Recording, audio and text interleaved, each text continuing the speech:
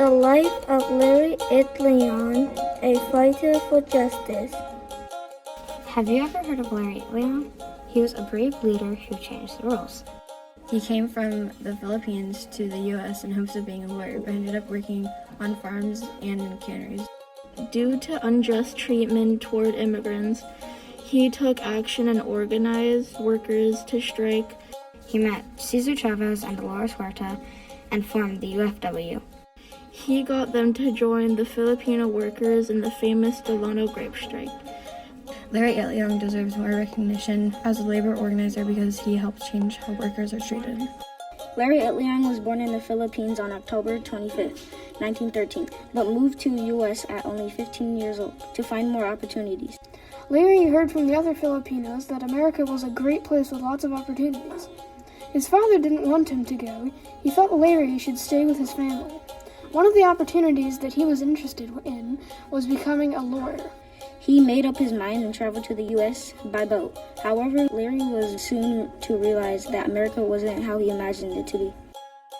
Once Larry got to the U.S., he found out there weren't very many opportunities. He struggled to survive as a Filipino in the U.S. Once, Larry's fingers got caught in a train door when he jumped off.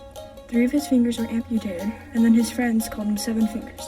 Since Larry was a Filipino, he couldn't get a job, anything else than a migrant worker. So he couldn't be a lawyer. That is when he began to experience injustice. Larry, along with the other Filipinos, worked in canneries for low pay, sometimes for more than 12 hours with no breaks and no water. There were bad working conditions on farm too. The workers would be sprayed with pesticides and the white people got paid more. Larry was upset that this happened, so he and the other Filipinos organized a strike to improve workers' rights. What Larry Itliong is most known for today that helped many Filipino and Mexican farm workers is the Delano grape strike. On September 7, 1965, Larry and other people of color had gone through enough racism. Larry and 1,000 of other farm workers in a union called the AWOC paired with Cesar Chavez and Dolores Huerta and their union. They wanted fair pay, but the white farm owners tried to stop them, sometimes using violence.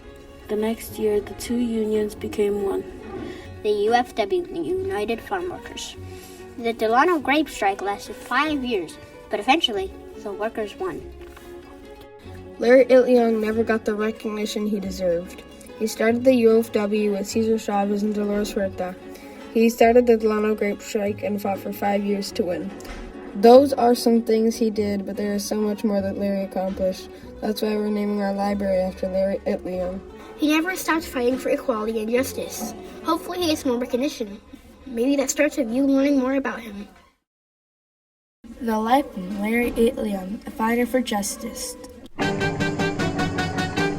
Written by the 5th graders in Mr. Nick's class.